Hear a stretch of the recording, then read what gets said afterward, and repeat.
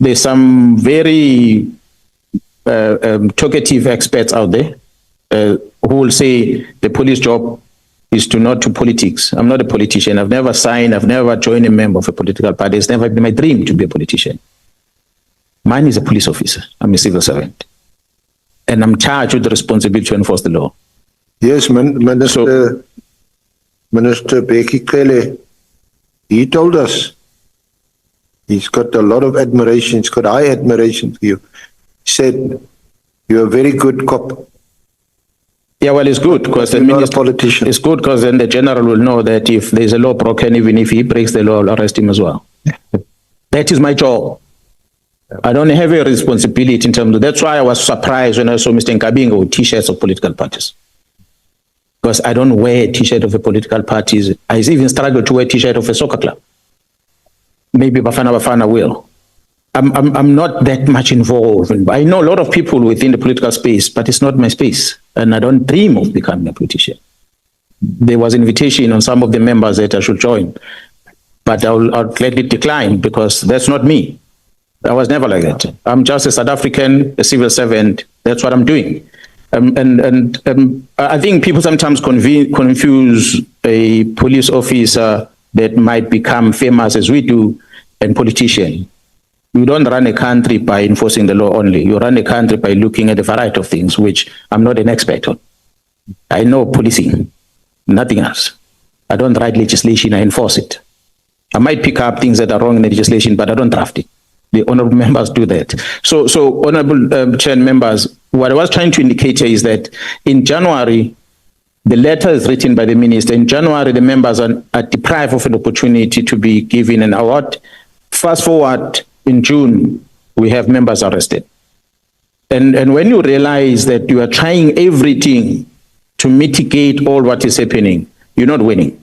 It becomes worse when the Gauteng team tells you, we have taken this case to court, to a prosecutor, to request a warrant of arrest against a famous criminal, and the warrant of arrest is signed by the prosecutor, and they go to a magistrate to go and sign off the warrant of arrest. Then, while the magistrate is about to sign, a call comes in from the prosecutor that says, bring back that file.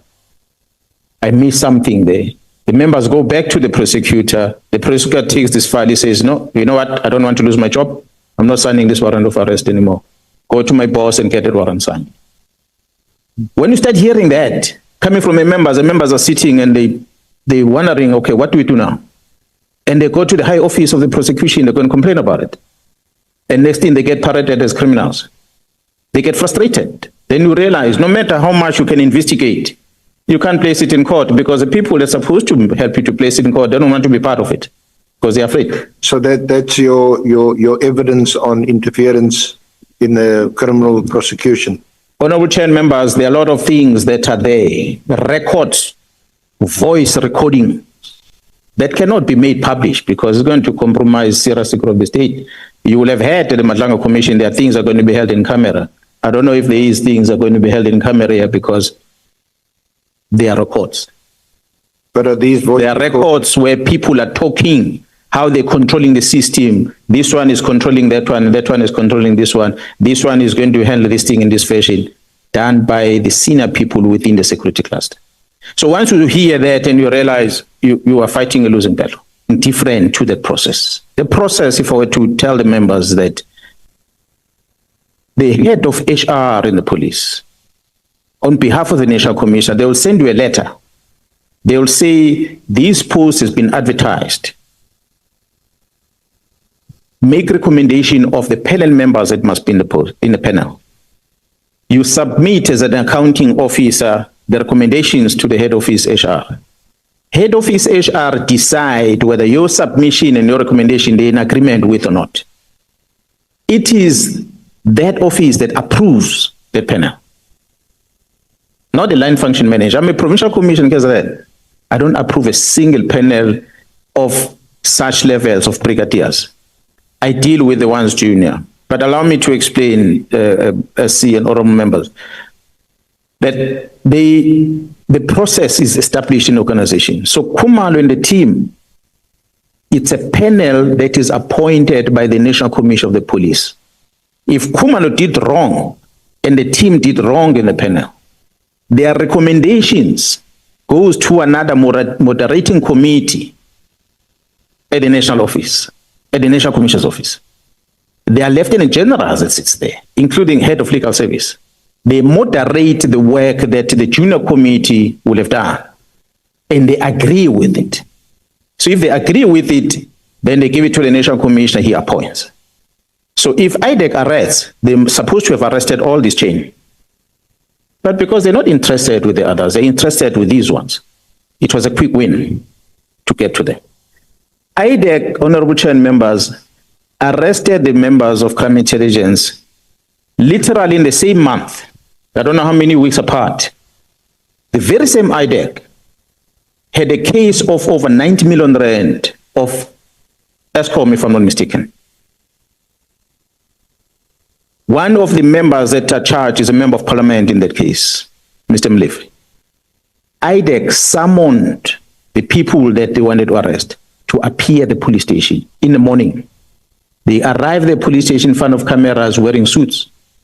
They went to the police station, they made them to be charged, gave their fingers. From there, they drove to court.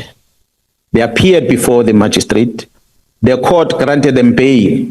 They paid their bail. The same evening, they were at home with their families for 90 million rand. The same institution IDEC.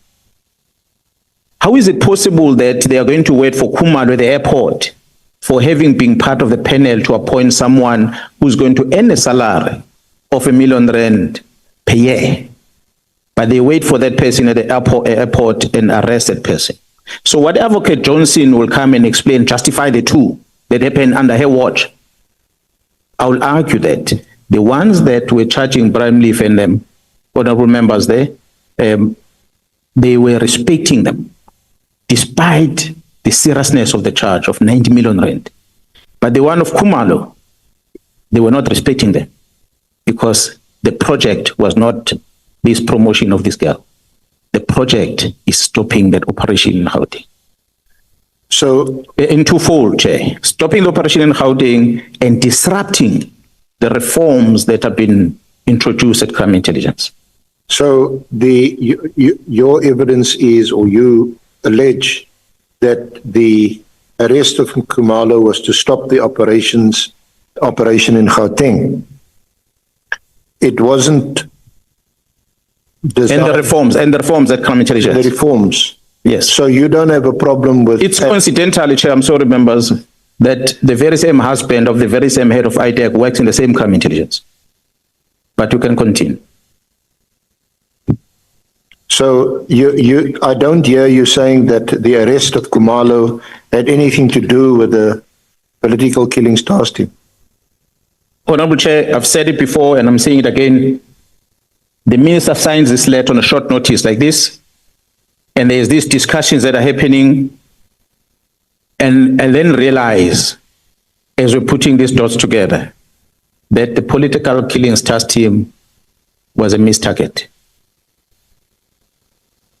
They were under impression that it is the political task team that is investigating these cases in Pretoria, in Gauteng. But they were wrong. So they hit the wrong target. Well, because the political task team, as we know, and you can confirm it, is still in existence and has been budgeted for until, I think, next year, May, March 2026. That's correct. So certainly the minister or Minister Mkhwanazi has not succeeded in stopping his work.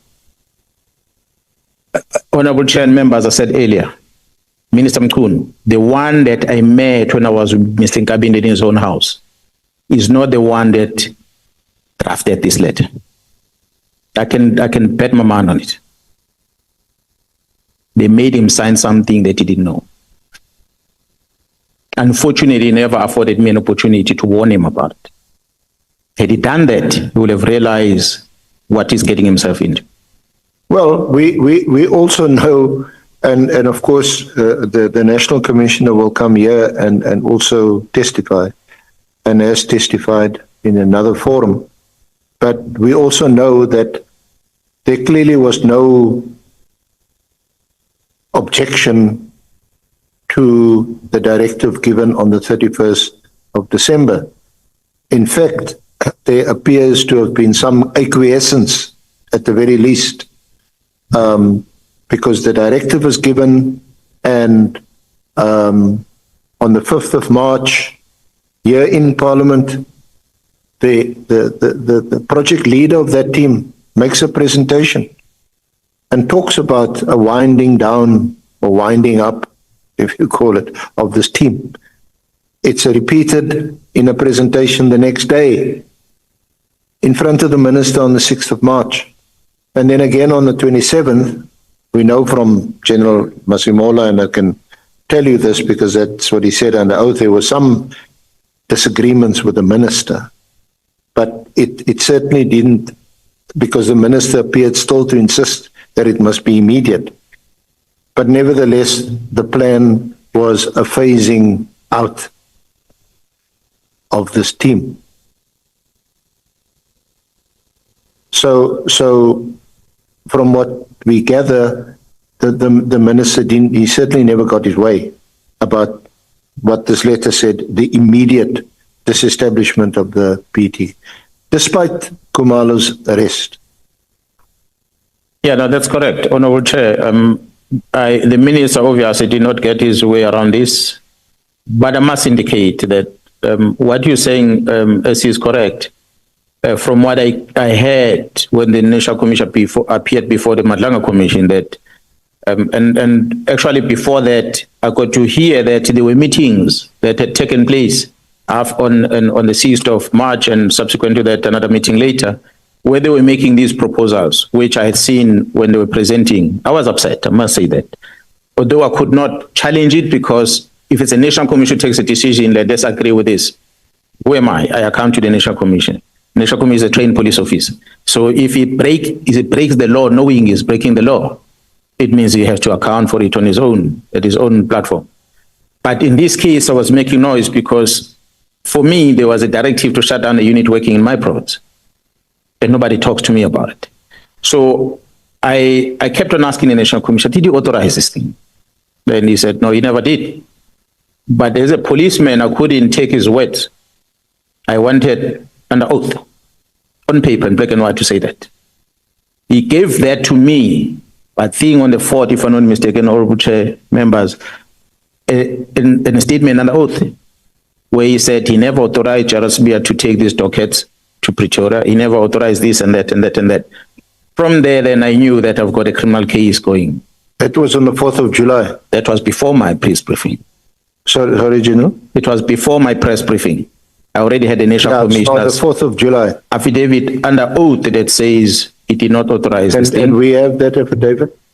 So that is in a criminal case docket that you're talking about today.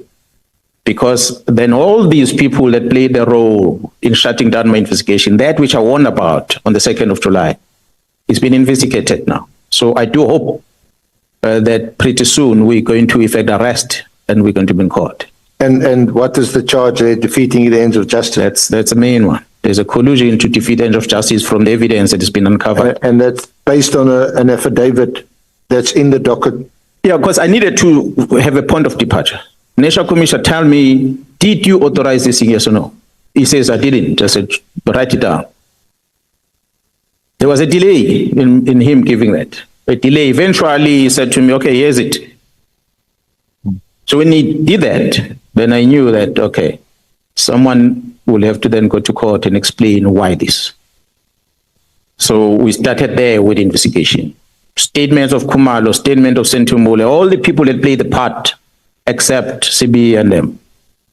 We did not take statement from them. The team is investigating further. The investigation is ongoing as we speak. I can't talk in details on it. So who's conducting the investigation? Crime intelligence or? No, it's the detectives in KZN. The detectives? That's a KZN docket. I'm not part of it. I'm a complainant. I gave my statement and I complained, and they started collating all these things and putting these pieces together. As a complainant, obviously they update me. The DPP gave me an update about 2 weeks ago about the status of the investigation, and I'm quite pleased with how they are moving with the investigation. I guess it's going to be a landmark case that we're going to have in court. Sounds like it. It will be. You were the complainant, I am a complainant. and you got the National Commissioner to depose to an affidavit. He's my witness. You're a star witness. Yeah. Now, Lieutenant General Sabia will say that, and I think it's common cause that there was an email from the Office of the National Commissioner. There was an email which he says directed or instructed him to give effect to the minister's directive. Were you aware of that? Do you know about that? Honorable Chair, honorable members, on the 6th of July, I addressed the nation about what was happening. Charles Bia was enjoying the holiday at Durban, July in Durban. And on the same day, he was on television where he made a lot of remarks, which I appreciated because he spoke without thinking. So I hope those what he had said today are going to be interrogated when he appears here. Because he started making allegations. That couple of weeks later, the National Commissioner was also on television where he denied that which RSB had said. So it's between them. They shouldn't have closed down the PKTT. I was not going to be bothered. But I was minding my business in KZ and they closed the unit in the province. So that made me to start asking questions until I ended up knowing what's happening in the Gauteng. You were, as SC is asking me questions about the meetings that were taking place in my absentia and the posture maybe the National Commission had in handling the minister's directive. I was upset in January about the posture of the National Commission on this minister's directive. What makes me unhappy is because as a leader of the police, when you're a leader, you're a commander, it's your job to look after your members, their well-being. You provide them resources, you give them support on anything else so that they can go out there and face the bullet and be able to fight and defend and make you look good as a commander. So, but when it's time for them to be rewarded, as a good commander, you must reward them. If you promise to reward them, reward them. But if you promise to reward them and you turn around and you don't reward them, you lose respect from those members, you demoralize them. What had transpired last year was that when this team had briefed the president of the country at the protocol lounge in Durban at the airport, updating the president even about the work that they are doing in Eastern Cape, the president was complimentary of the members that they are doing a very good job. Subsequent to that, the National Commission had made some commitment that these members are going to be rewarded during the Excellence Awards that we're going to sit on the 26th of January, 2025, at the ICC in Durban. And the members went out to go and buy themselves nice clothes to look good so they can stand in front of their fellow colleagues to be rewarded, given good certificates for good performance and so forth. But on almost the eve of that Excellence Awards, because of this letter, then the minister did not want, I believe, the National Commission did not want to upset the minister, because the minister was going to be the functionary on Excellence Award. The minister was there and the National Commissioner was there. On the Excellence Award. That's at the awards day, is it 22nd or 28th of January? The 26th of January. 26th. So then suddenly, the members' nomination was withdrawn. The certification of these members was cancelled. On the eve of the event, they were told, you're not going to be rewarded anything. Honorable Chair and members, you see the performance of this team. It is, I think it's annexed here on my document about the work they've done. I've presented it on my statement right at the beginning, starting from NSM 1, and I think it runs all the way up until page 77 on this annex. The work of this team, but they got this reward from the South African Police Service. You're showing that's zero. Zero. They were not recognized, as if they did nothing. But the members that were led by Jaros Bia that went to investigate the massacre of in the Sikisiki, which happened last year. Those members were rewarded, including CB himself. One case. These members who did all this, they didn't get a single cent. Not a certificate, a mere paper that is signed by the National Commission was withdrawn, cancelled.